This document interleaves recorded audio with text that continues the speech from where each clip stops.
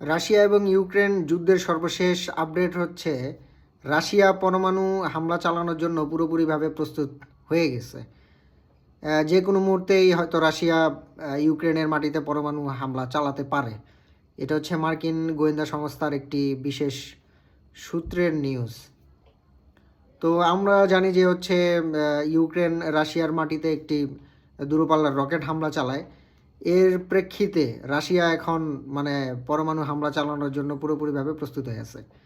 সেই ক্ষেত্রে ইউক্রেনের যে ইউক্রেনের রাজধানীতে যে আমেরিকার যে রাষ্ট্র বা এম্বাসি ছিল, সেই রাষ্ট্রদূত কিংবা অ্যাম্বাসিডরদেরকে হচ্ছে এই মুহূর্তে আমেরিকা সরিয়ে নিছে এবং তাদের যে নাগরিকগুলো আছে সেগুলোকে হচ্ছে তারা নিজ দেশে ফিরিয়ে নিতেছে।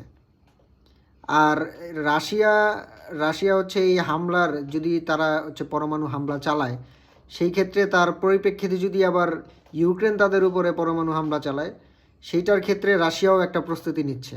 যেমন হচ্ছে বাংকার তৈরি করা, যাতে তার দেশের জনগণগুলো হচ্ছে সুরক্ষিত থাকে। সেই জন্য তারাও বাংকার তৈরি করে রাখতেছে এবং পূর্ব প্রস্তুতি নিচ্ছে। আর ইউক্রেনও পুরোপুরিভাবে প্রস্তুত নিচ্ছে। মনে হয় হয়তো তৃতীয় বিশ্বযুদ্ধের যেই সূত্র এখান থেকে হয়তো শুরু হইতে যাচ্ছে। দ্বিতীয় বিশ্বযুদ্ধের পরে রাশিয়া হয়তো প্রথমবারের মতো এখন পরমাণু হামলা চালাবে ইউক্রেনের উপরে। এটাই হচ্ছে সর্বশেষ জানা যাচ্ছে।